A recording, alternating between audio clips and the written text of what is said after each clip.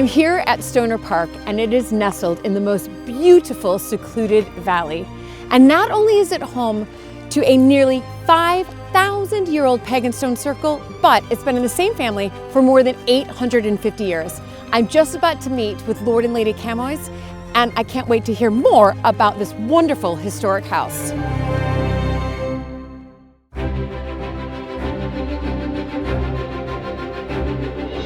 When I married into the British aristocracy, it was the start of a wonderfully exciting journey. But it was also a little daunting. I became a Viscountess, and for an American girl from a small town outside Chicago, that was quite a shock. I live with my husband Luke, heir to the Earl of Sandwich, and our family at Mapperton House in Dorset. Living in a place like this is a joy, but also a challenge. And every day we're aware that we're preserving a very special part of Britain's heritage.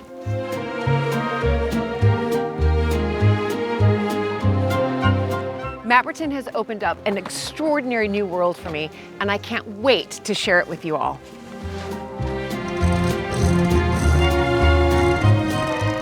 So if you love castles and manors and stately homes as much as I do, please join this American Viscountess as I journey into the British countryside in search of some of Britain's finest historic houses.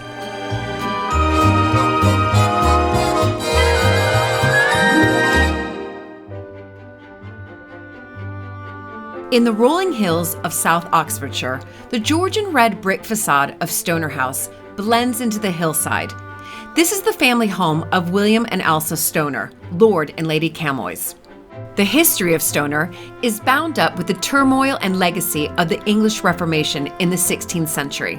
But Stonor's story begins at the prehistoric stone circle where I met up with William. Julie, Hello.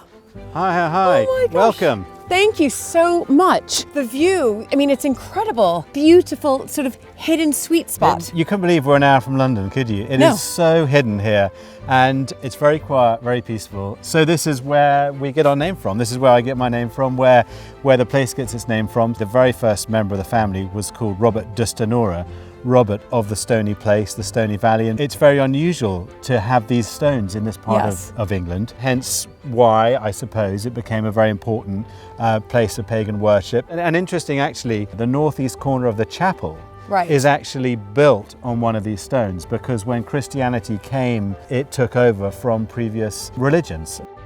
Is that an active church? So it is. So is it a parish church? It is a private chapel, but Mass is celebrated every Sunday. So it is a private chapel, but it's for absolutely everybody to come to. Am I allowed to go in there? Yeah, let's head there. We can go around the chapel and then you can see the stone, and I look forward to then showing around the house, and I'd love you to meet my wife, Elsa. Yeah, perfect. Great.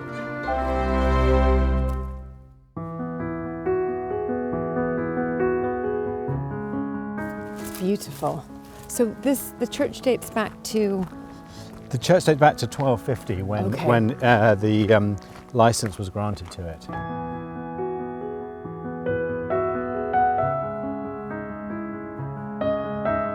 Wow, wonderful. Well, let's go and have a look inside. Okay, fantastic. So here we are in the chapel. Wow, it's not what I expected. I know, I thought I wouldn't tell you, because it got completely remodeled in the late 1700s.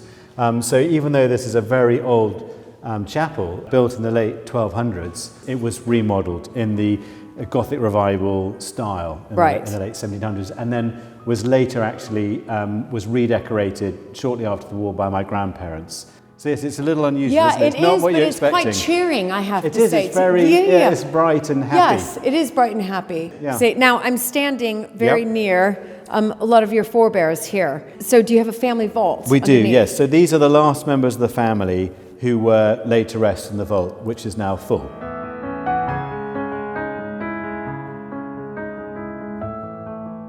To really understand Stonor, you really need to start here. You need to understand this chapel. It is one of a handful of chapels where Mass has been celebrated always. During the real times of persecution for Catholics, that was not allowed, so it was done in great secrecy. Yes. And because they didn't convert, the family had to pay huge taxes both anti-Catholic taxes as well as paying triple the normal taxes. So they really gave up a lot. And so that's why I think it's really important to understand both this chapel and the family's Catholic faith, to really understand our family and everything about Stonor, because if they'd carried on to have been as successful as they were, the house probably would have been pulled down, and they would have put up the fashionable Palladian mansion instead. So anyway, that's history. Right, that's We've history. all made up. Yeah, you've all made up, and here we are, and your family is still here. Yeah, we're still here. Stonors, exactly. I mean, it's incredible, and the stories continue to evolve. The turbulence of history is felt deeply at Stonor.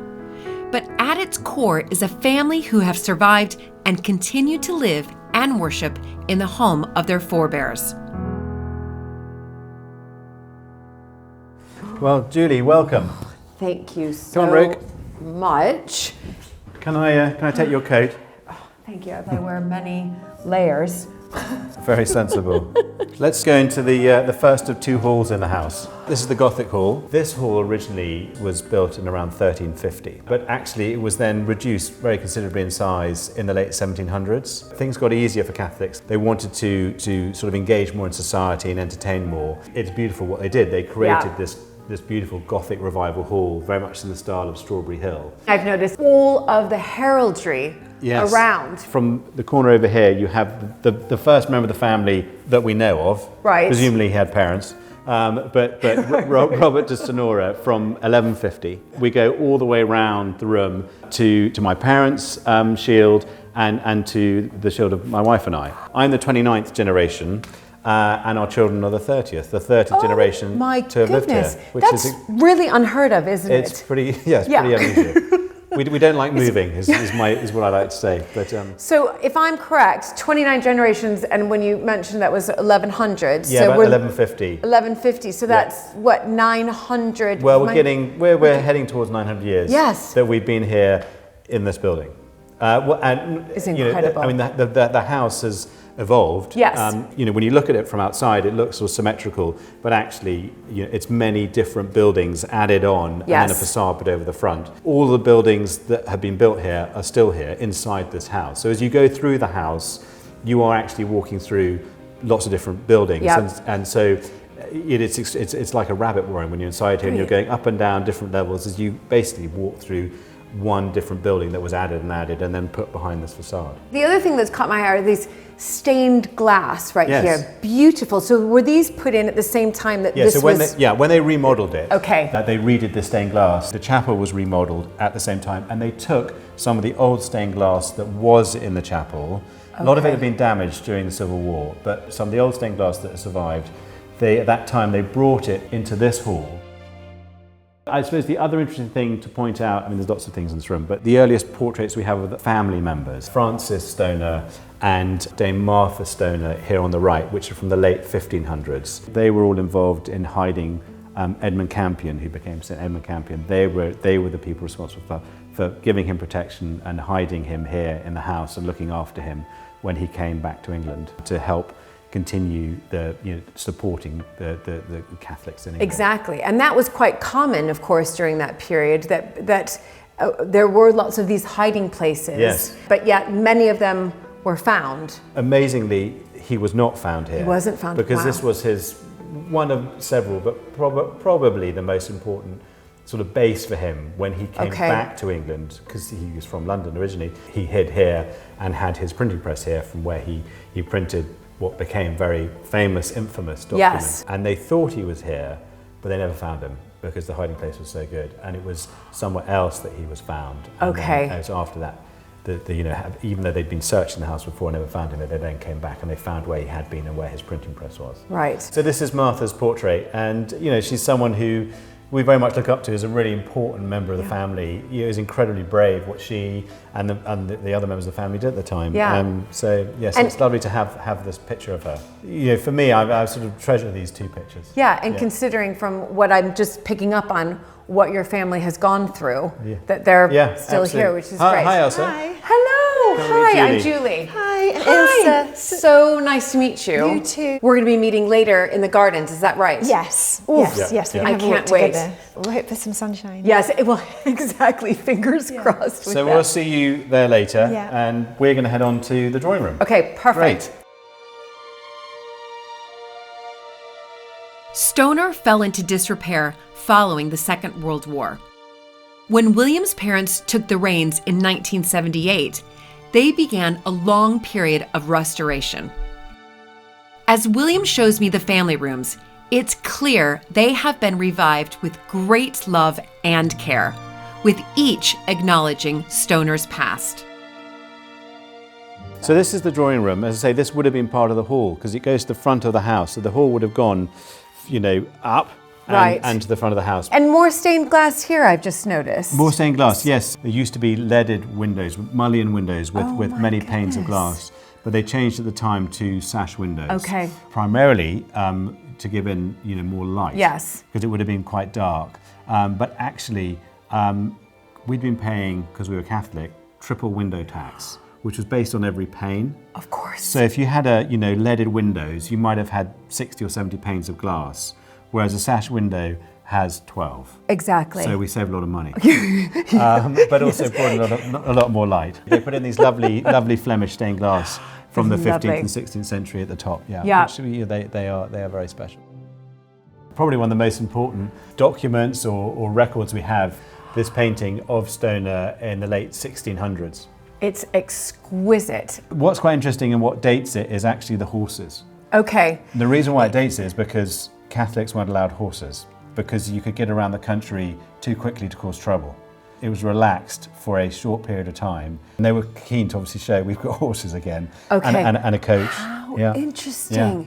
And I mean, it's so beautifully detailed as well, though. These are the old leaded windows with multiple panes of glass, which were changed to the sash windows. But also, a lot of the sort of decorative styling around the house went at that time, as did also a little bit later this courtyard at the front, which went when, with that sort of style, capabilities, brown style of sort of being open to the landscape, that was removed, which I think is a bit of a shame because I think it's rather lovely. It was in the very top here of the roof where Edmund Campion hid. There's a chimney that you can just see the outline. Yeah, I can see it. I can just make it out. So the chimney, in theory, goes straight up, and it looks like it goes straight up. But at that time, they diverted the chimney, so it actually created a void. And so when they were raiding the house, trying to find him, they looked at that and they thought, well, there's a chimney below, there's a fireplace both floors below, the chimney from the outside we can see goes straight up. So they just didn't think that actually it had been shifted to create a void for him. That's why they didn't search. They just thought, well, there can't be something there because the chimney's going straight up. Right. What a lovely document, as you say. Sadly, we don't know who painted it. We've never worked that out, but it's absolutely hopefully one day we will.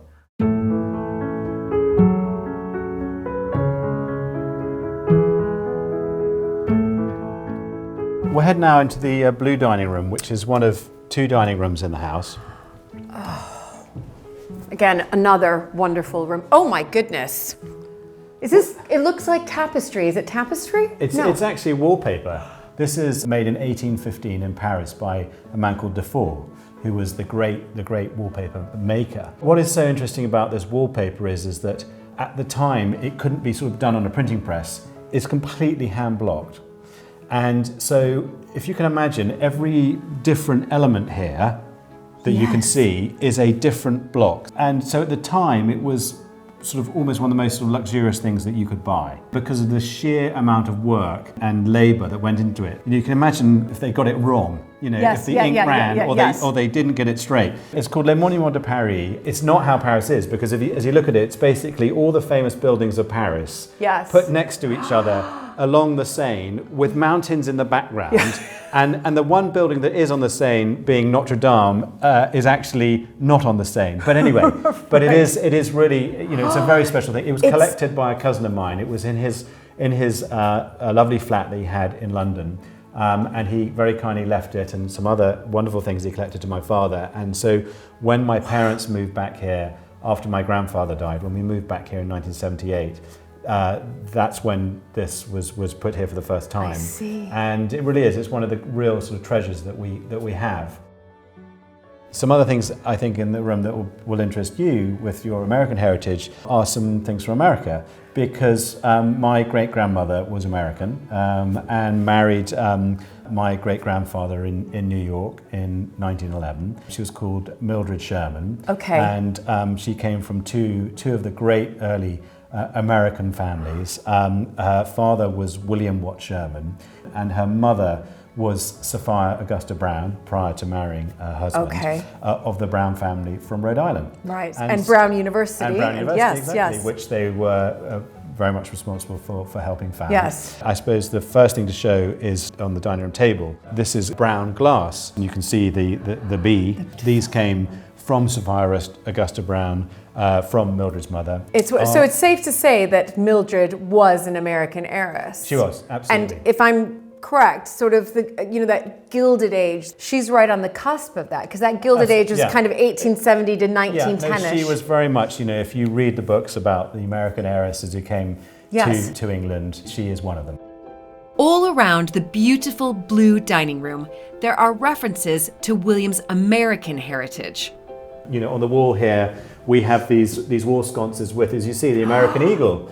So these are from the federal period, from 1830. Yes. And these came through, again, from that side of the family.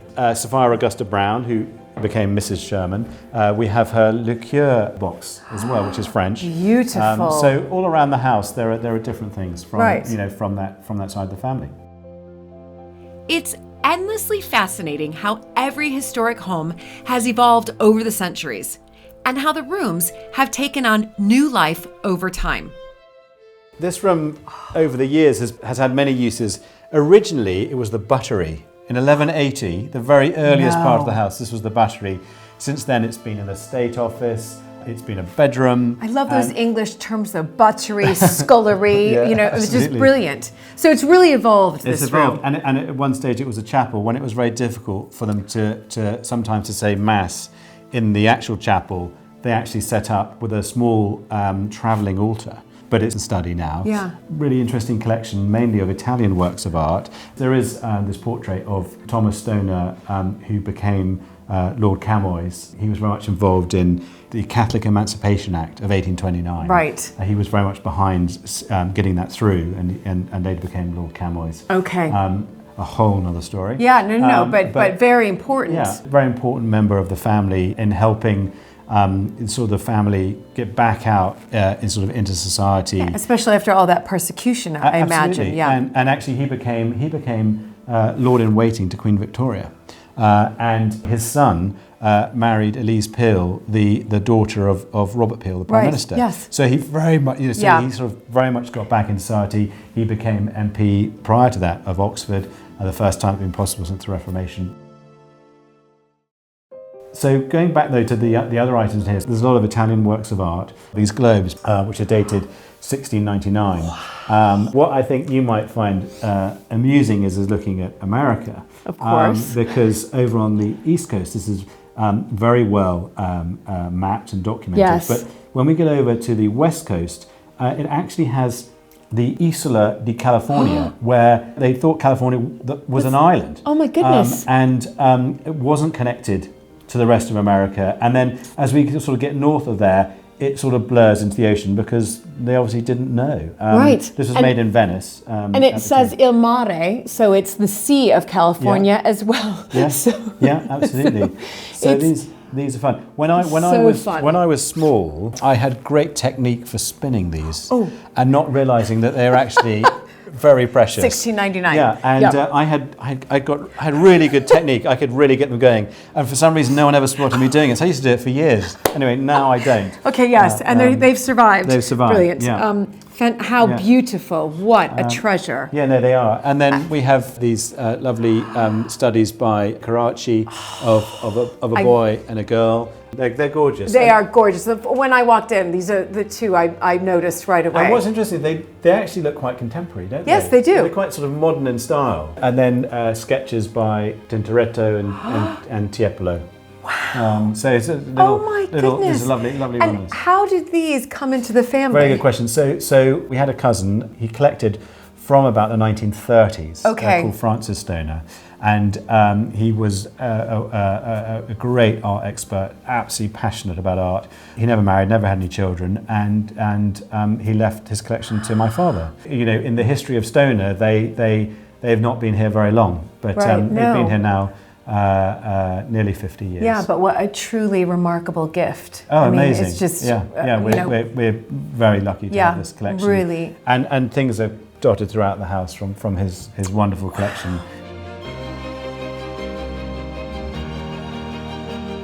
Stonor is a wonderful treasure home. Each piece of the collection relates to the family's personal life stories. On our way to the library, I obviously thought you'd enjoy seeing this extraordinary collection of furniture, which is in what would have been the solar. So the very first buildings, the very first part of the house, right. The medieval, the oldest part, the hall from the late 1100s. This would have been the solar, slightly above the main hall, which is through the window now, down into the medieval hall. And this is where the family would have lived, in this room. This is where now it is completely changed. We're talking, 800 years later. Right. Exactly. And completely, it's been modernised. And now has extraordinary furniture in it that my cousin Francis collected. This actually, this extraordinary chair, which was from the back of a gondola in Venice, which he bought in Venice, which he then put on these wonderful stand that he had carved actually by a craftsman in London. This was actually next to his bath.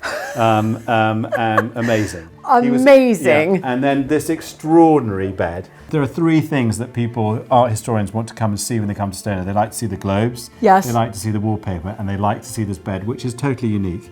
No one actually knows who made it. We know it's about 1820. It's probably French, but it could equally be Scandinavian, it could be Italian, it could be Russian. We don't know, but it is pretty fabulous. It's a shell bed. It's a shell bed with on these mermaids or dolphins, dolphins at the back here, mermaids at the front. And it's inlaid with beautiful mother of pearl. I mean, beautiful. Yeah, it's extraordinary. Absolutely astonishing. Yeah. I can see why people want to, especially the art historians, want to come and look at this. What a treasure. It's extraordinary, isn't it? Now we're here in the library, a unique room as far as it's the only room in the house that goes from the back of the house to the front. And as you can see, we're on two levels. So the house is completely, bizarrely, I do not know why, it's completely built into the hill. So at the back of the ground floor, you're underground. You're right. Whereas here, we're up on the first floor now. But we're very much sort of into this valley. We are very much part of it. The house is built into it. It comes out of the hill. Right, okay. Was it always a library? So it was always a library, but my grandparents, they restored it. They repaired this beautiful barrel vault. They did a wonderful job. So the books in this library are really a very unique collection of ecclesiastical books, most of which were smuggled in to England during the Reformation. But also there's a lot of Anglican books. The family was very keen to keep up to speed with what the Church of England was thinking. They always remained very loyal to the crown. They just wanted to continue to practice their Catholic faith, but they very much wanted to know what was going on. So it is a pretty unique collection of ecclesiastical books here in this library. Yeah. But in addition to the collection of books here, we're very lucky to have an archive, and the Stonor archive is one of the three oldest family archives in the country. So I thought it might be interesting to show you a couple of things from the archive. I love archives. It's a real interest and passion of mine. Well, so this is so exciting. Hopefully it's interested you, and we clearly have got lots more to talk about. So the first thing I wanted to show you was this document with this wonderful seal. It's the seal of King Edward II, and this is dated 1315. Oh my gosh. And this is a grant of the right of free warren that was given to one of my ancestors, Sir John Stonor. He served as Chief of the Justice for both Edward I, II and III. He served under all three of them. Wow. He was sort of really, during those medieval years, one of the most sort of important members of our family. he expanded the house from the original hall and the chapel that was connected to it. He grew the house, and he had this extraordinary career. And this enabled him to hunt game on his land here at Stonor. Okay. And it has this beautiful seal, sadly not fully intact, but you can see there King Edward II. You can see, had everything. Yeah. But 1315, I've got to do the maths here, so that's... Over 700 years old, yes. Oh my gosh, and it survived. I mean, that's it survived, incredible. and it's quite extraordinary. And it is in really fantastic condition. Yeah, it is, yeah. I mean, look, you can read the Latin, properly. Absolutely. And even the seal, as you said, you can make out King Edward II there. The second thing that I wanted to show you was from later, which is from 1581. We have a book called Rationes Decem, which means the 10 Reasons. And this is the very important work that was printed by Edmund Campion, who became Saint Edmund Campion, in the secret room in the house. This is just one of only 4 copies of this book, which survives today.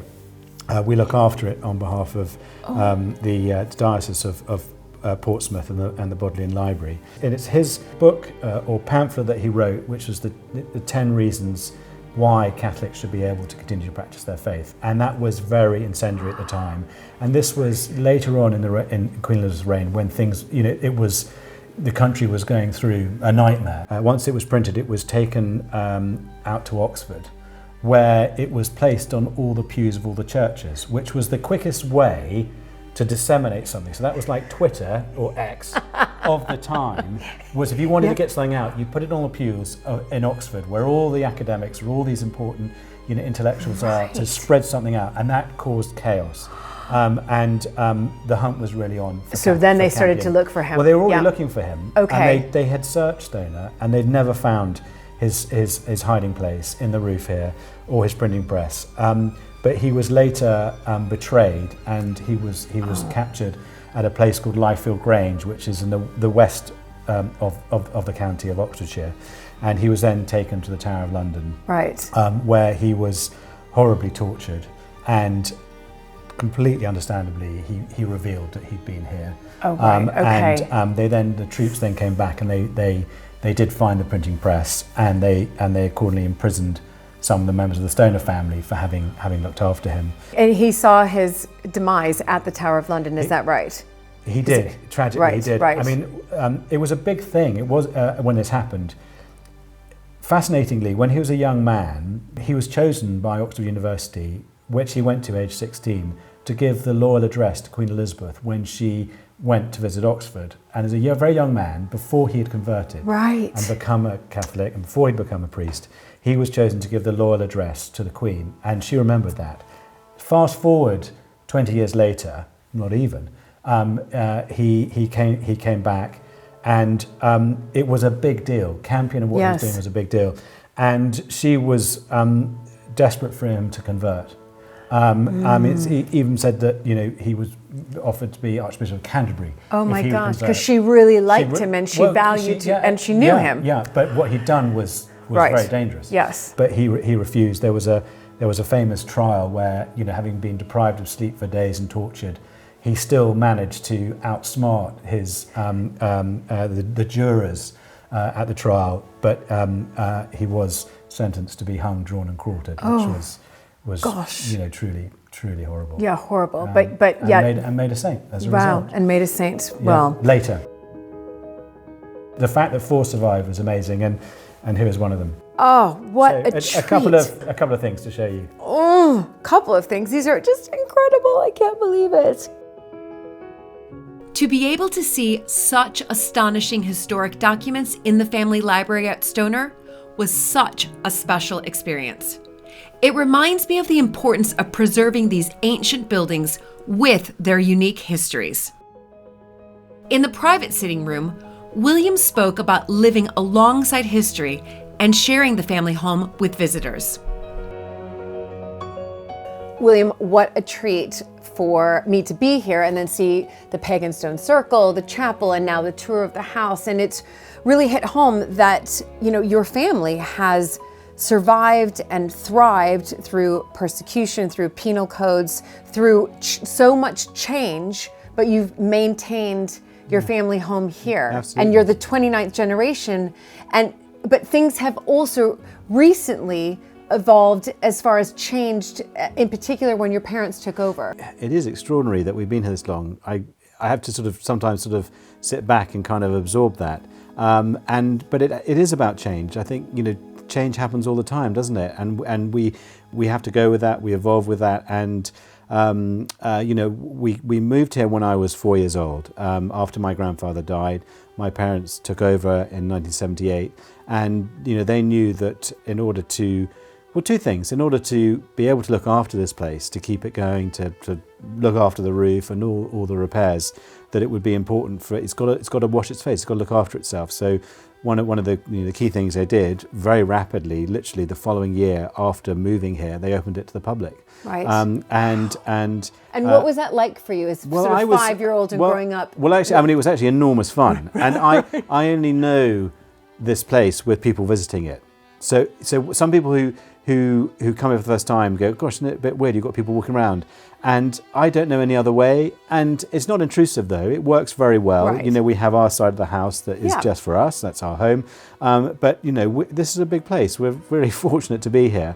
And not only is it something that both my parents have felt, but I also feel strongly as well that these places, it's important for people to see them, to understand them, you know, they explain the history of our country in a small way. Yes. You know, if it was just Elsa, our children and I here on our own rattling around the place, it would be a shame. And it's great sharing it with people. One gets a lot of satisfaction about caring for these places, and it's then really nice to make the effort to get it to present it in the best possible way for people to come and see. So it does evolve, and initially when my parents first opened it, it was about just opening the house and the gardens. But now we have a series of big events that take place here throughout the years, all sorts of different things, from, you know, different fairs, concerts, outdoor cinema, all sorts of different things. We now also have an adventure playground, which is actually the biggest thing that we have here, which is, you know, open throughout the year, and that brings lots of young family here, which is lovely. It's lovely having children around, and hearing them play and laugh is great. We love it. And it's such a wonderful setting. And you know, when I was walking here, as I mentioned, it's just this hidden, secluded valley, but it's just absolutely beautiful. But then again, you're right. It's to hear, you know, children having so much fun on the adventure playground, but also at the same time for people to be able to experience your family's history and take that in. And I think that's what makes these privately owned historic houses that are open to the public so special, because the history continues with your stories. The story you just told me. I think that's right. It's not a museum. This is home. This really is home. The rooms that people get to see when they come round are rooms that we use very regularly. We use them all the time, and you know, we'll have weekends where we've got friends staying in some of the bedrooms that are on display, and you know, we have to say to them, look, I'm afraid, you know, by 11 o'clock on Sunday morning, you've got to have made the bed and hidden your bags behind the bed, because people are going to be going around from lunchtime. And but so they really are our homes, and there has been, you know, the history of what my late father and my mother have done over the last 30 years, and that has been lived by people coming and seeing it, and you know, that will continue. Yeah, and it will continue, and you know, the next generation will say, right, I want to do something differently or add on to this. Exactly. And they are constantly. Yeah, because we are, you know, the way I feel about it, and I know the way my parents felt about it is that we are, you know, it sounds cliched, but we are just the custodians of it for this generation. And you know, what we want to do is look after it, maintain it, and pass it on in good condition. And then it's up to the next generation to decide, you know, what they do. Exactly. And you know, I completely understand that, of course, because I'm similar, smaller but similar with Mapperton, and it's wonderful to see people being able to enjoy it. And when I give tours, which happens occasionally, I need to give tours of the house.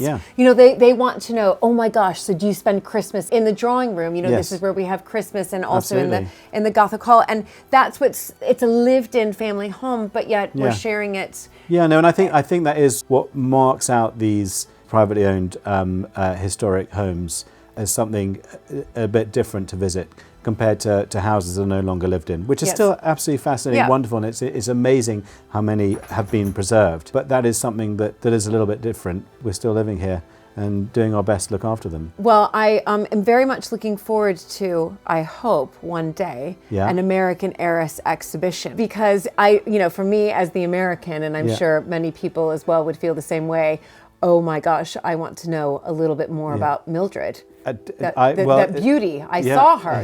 She's beautiful. So your great-grandmother. No, definitely. It's something I'm very keen to do. Well, thank you so much, William. Thanks for coming. Been such a treat. And I'm just about to meet Elsa outside. She's going to show you around the garden. Oh, and who doesn't love a good English garden? Well, it's been lovely having you. Thanks for coming. Thank you.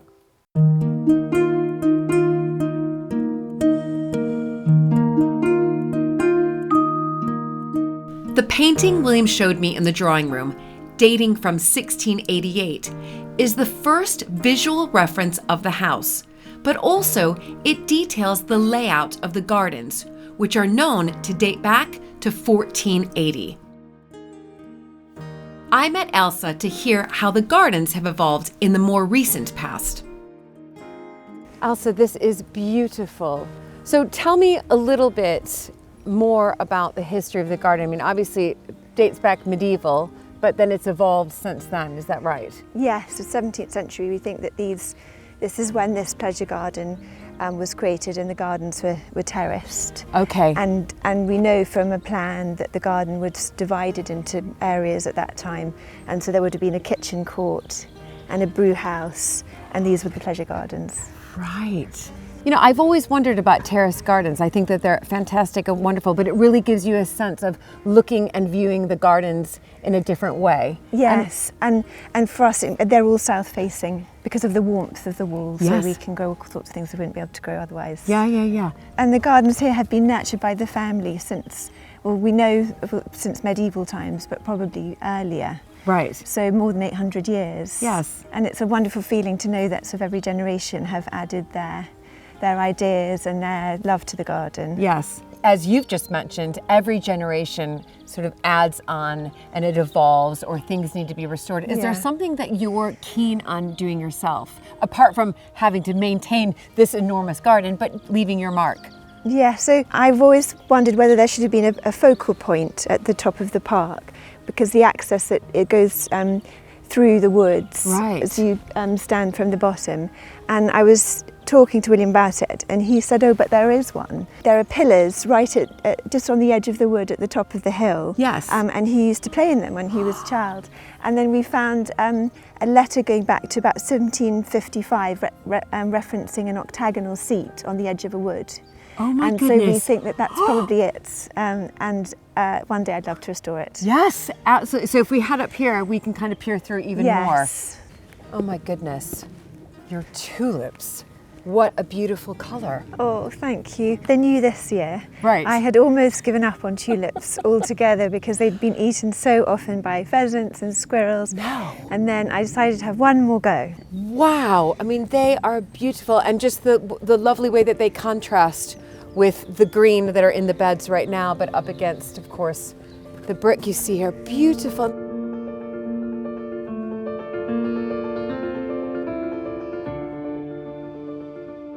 Okay, now, this way or this way? This way. This way, okay. This way. Fantastic. Okay, I've been waiting to do this since I was down there, to turn around and see from up here, and it's magnificent. Oh, thank you. Oh my goodness. There's something just special about this, isn't there? It is. It's the views of the park, from the garden, because we're on the hillside. Right. Yes, that we really love, and they're just, it's magical all times of year. We can never take it for granted. No. Yeah. Exactly. It's beautiful, and clearly that helicopter. No, it's actually not a helicopter. It's a lovely moth plane. It's not quite. They must be enjoying the view right now as well themselves. Now, this border is stunning, but it looks to me that it just carries on and on. Yes, nearly 400 feet long. Throughout the gardens, there are references to the transformation which has taken place over the past 50 years, when Elsa's mother-in-law, Lady Elizabeth, oversaw the gardens. So in 1978, she and my father-in-law moved into Stonor with their 4 children. And Stonor had previously, so during the war, the family had moved out. Was it requisitioned? It was requisitioned, given to the National Benzoil Company. Right. And the gardens at that point really just became vegetable gardens. And by the time she moved in 1978, it was the orchard was still here, so all the beautiful old apple trees. But apart from that, the borders were just full of bindweed and ground elder, and it was hard to believe now looking at it, but there really was nothing here. Right. So it was just almost a blank canvas, but quite daunting. Yes, exactly. Yeah. Yes. She put in all the architecture of the garden that you see. So all the hedges, all the yew trees, a lot of the hedges she grew from box. So we're very lucky that box grows wild. So we have actually huge kind of lovely blousy box trees that come up behind the wall. Yes, I can see. And which throw down saplings. And so a lot of these hedges, all of the hedges she grew from tiny saplings from the garden. You're kidding me. There's so many. Yeah. Look at that. And she put in all the 4 borders. Yes. So she had a hotbed and these shrub beds. This is, I mean, it is stunning. It's beautiful. And the fragrance also. I mean, I'm here during a wonderful spring day. A bit chilly, but a wonderful spring day. But the smells are fantastic as well.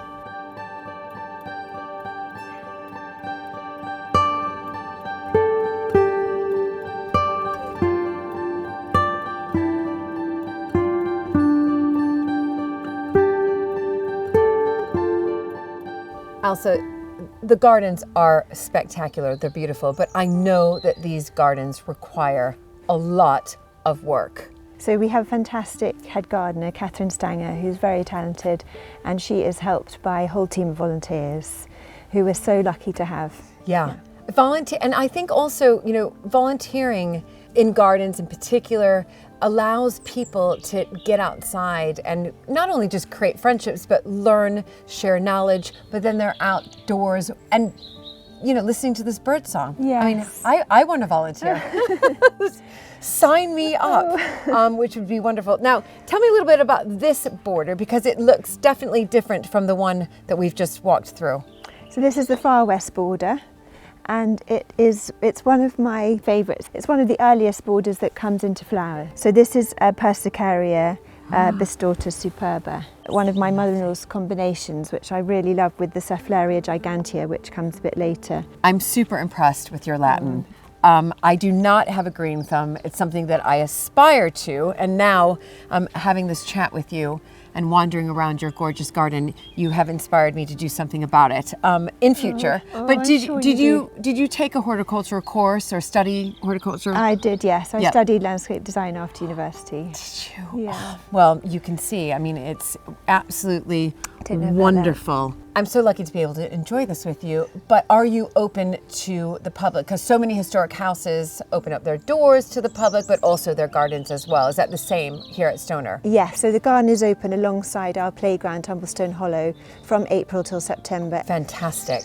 And I think what's so nice is, you know, these historic houses, yes, they hold so much history, which is wonderful, but yet you go outside and the majority of these historic houses, Mapperton included, we have these wonderful, incredible gardens that we can now enjoy ourselves, but we open them up to the public for the community, which is absolutely wonderful. Thank you, Elsa. What a treat.